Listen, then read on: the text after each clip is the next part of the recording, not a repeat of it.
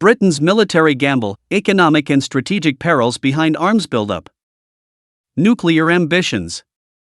oThe, is Britain suddenly abandoning its peace commitments? The deadly truth behind the £15 billion price tag. What we're witnessing today is Britain's high-stakes military gamble. On June 2, against the backdrop of naval guns in the Union Jack at Clyde Naval Base, Prime Minister Starmer, clad in a dark suit, made a resounding declaration: Britain would transition to a full state of readiness and accelerate defense modernization at wartime speed. This groundbreaking strategic defense review has sent shockwaves through international politics, with its revelations proving chilling. The report reveals Britain's plan to inject an additional £15 billion over the next 5 years specifically to upgrade its Trident nuclear deterrent system. This involves extensive modifications to its Vanguard-class strategic nuclear submarines, which carry nuclear warheads, alongside the development of a new generation of submarine-launched ballistic missiles. Even more striking, the Royal Navy will embark on a submarine fleet revitalization plan, building 12 new attack nuclear submarines over the next 2 decades, effectively expanding Britain's submarine force by nearly 50%.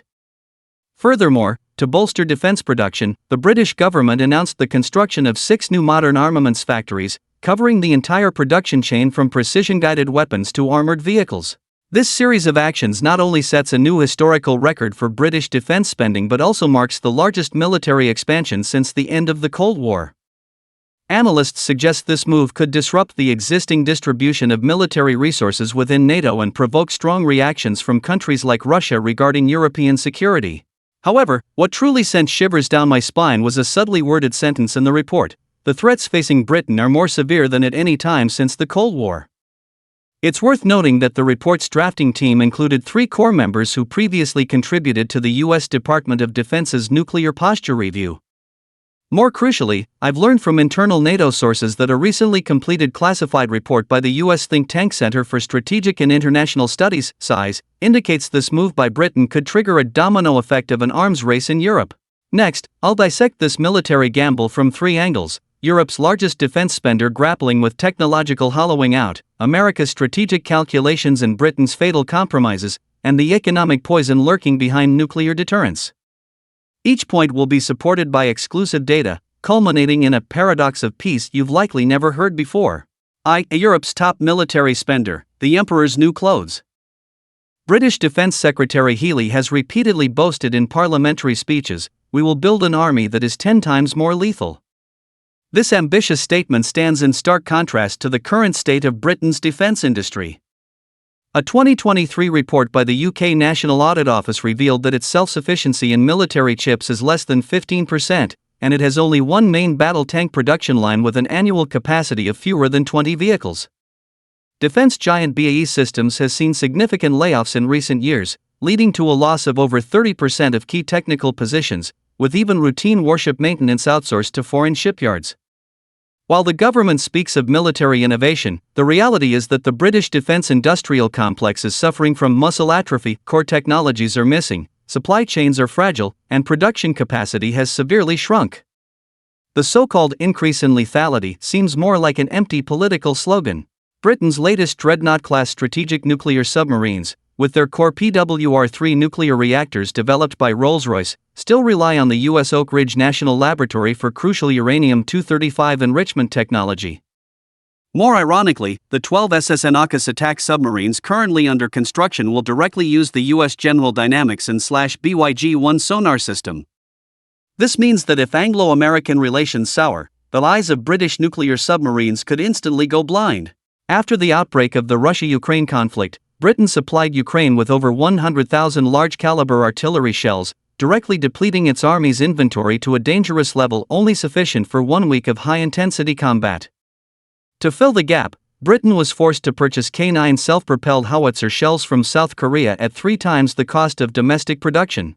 Britain's attempt to regain great power status through military expansion has exposed a fatal weakness: a severe disconnect between military ambition and industrial capability. Looking back, since the end of World War II, Britain's industrial system has continuously shrunk amidst deindustrialization, losing its former glory as the workshop of the world. While France, with its complete defense industrial system, is steadily advancing its independently developed SNLE-3G strategic nuclear submarine program equipped with the new M51.3 missile boasting a range of over 10,000 kilometers and powerful second-strike nuclear capability, and Germany has amended its basic law to increase defense spending to 3.5% of GDP and reintegrated military-industrial resources. Britain remains deeply mired in technological dependence. Take the Queen Elizabeth-class aircraft carriers, for instance. These massive ships, embodying Britain's dream of naval revival, rely on US F-35B aircraft. Even the costly Astute-class nuclear submarines require some core technologies to be imported from the United States. This dependence-driven expansion not only fails to enhance security but turns Britain into a puppet on a string on America's strategic chessboard. From its reliance on U.S. logistical support during the Afghanistan war to its close alignment with U.S. military aid to Ukraine in the ongoing conflict, Britain's autonomy in military decision-making is being gradually eroded. 2. America's open conspiracy, using Britain to stir up Europe. On Washington's strategic chessboard, Britain is being carefully engineered into a European powder keg. Since the end of the Cold War, the United States has continuously reinforced its dominance over European security affairs through the NATO framework. As its transatlantic strategic pivot, Britain has become a crucial pawn in balancing continental European powers. The US has exploited historical tensions between Britain and the EU, pushing Britain into a deep alliance with the Western military bloc after Brexit. This has not only accelerated the deployment of forward military facilities but also, through joint military exercises and intelligence sharing, forged Britain into a frontline outpost against Russia. Under this strategic layout, Britain is forced into the vortex of geopolitical rivalry, both exacerbating the tension in European security and plunging itself into a dilemma of imbalanced military investment and economic returns. The nuclear submarine cooperation under the AUKUS Trilateral Security Partnership is superficially about technology sharing but is in fact a castration technique used by the US on its allies.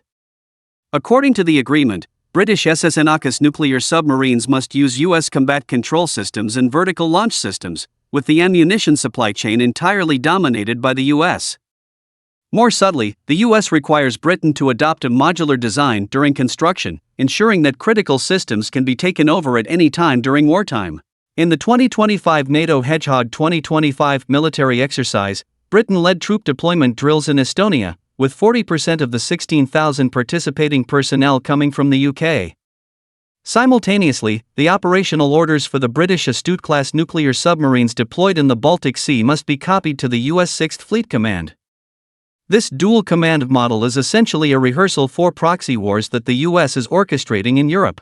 America's strategic intentions are clear: to provoke Russia through Britain's military expansion while simultaneously weakening Europe's defense autonomy through technological entanglement.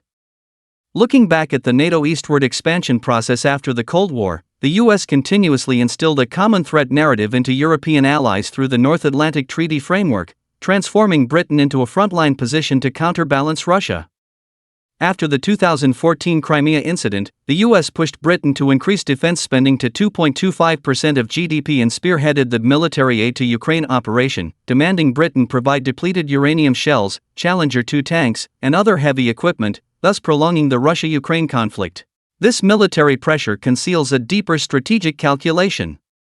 Through joint development projects like the F-35 fighter jet and technological cooperation on the Aegis missile defense system, the US has deeply embedded the European defense system into the supply chain of the US military-industrial complex. When German Chancellor Merz proposed a European nuclear sharing initiative, attempting to build a nuclear deterrent force independent of the US, the Pentagon immediately activated a transatlantic coordination mechanism, forcing Britain to use its UN Security Council permanent member status to veto the proposal. This is because once Europe achieves defense autonomy, it would not only mean the US loses absolute control over NATO but also undermine its monopolistic position in global military technology. From America's limited support for Britain during the Falklands War to its current demand for Britain to act as a global rapid reaction force, Britain's continuously escalating state of readiness is essentially paying for America's global hegemony. This strategic entanglement not only drains Britain's limited defense resources but also plunges continental Europe into persistent security anxiety, making it a sacrifice for the US to maintain a unipolar world order. 3. The economic poison of nuclear deterrence. The Starmer government's attempt to rally public support with nuclear weapons may lead to the bitter fruit of economic decline. Britain plans to invest £15 billion over the next decade to upgrade its nuclear deterrence system, but 60% of this money will flow to defense giants like BAE Systems and Rolls-Royce. More critically, to maintain profits, these companies are outsourcing 30% of component production to India and Malaysia, leading to a loss of high-skilled jobs domestically. According to the UK National Audit Office, for every 1% increase in the 2025 defence budget, the funding gap for the National Health Service (NHS) expands by £2.3 billion. While hospitals in London are forced to turn away emergency patients due to a lack of beds, the Ministry of Defence is applying for tax breaks for newly built armaments factories. This guns over butter policy is tearing British society apart. Nuclear weapons have never been a guarantee of security, instead, they are economic poison. Between 2014 and 2024, France increased its defense budget from €42 billion to €68 billion, resulting in an 18% drop in technology innovation investment and a GDP growth rate 1.2 percentage points behind Germany. If Britain follows suit, it will face the empty title of a military power and the actual hardship of an economic weakling. Britain's military gamble is essentially an instinctive reaction to the receding tide of globalization.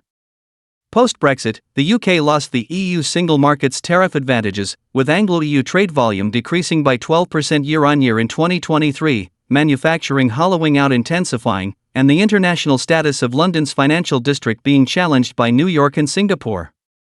In this economic predicament, Britain is attempting to reshape its image as a global power through military means, with its 2024 defense budget exceeding 2.2% of GDP, the Queen Elizabeth aircraft carrier resuming global patrols, and deep involvement in the Eastern European conflict. However, history has repeatedly confirmed that military expansion is akin to drinking poison to quench thirst. During the Cold War, the Soviet Union consistently invested 16 to 18% of its GDP in the arms race, with the Afghanistan war alone in the 1980s consuming 45 billion rubles, ultimately leading to financial collapse and social fragmentation. In the late 19th century, the British Empire spent as much as 9.4% of its GDP on military expenditure to maintain global hegemony, overstretching its national strength and directly accelerating the decline of the empire on which the sun never set. Today, Britain's defense spending growth far outstrips economic growth. This misguided strategic choice risks repeating historical mistakes. The world today doesn't need more nuclear submarines, it needs smarter security architectures. France's proposed European Defense Union and Germany's push for Industry 4.0 defense are the right paths to resolve the crisis. If Britain continues to cling to its current course, it will ultimately become a casualty of great power rivalry. Feel free to leave your thoughts in the comments section below, and we'll see you next time.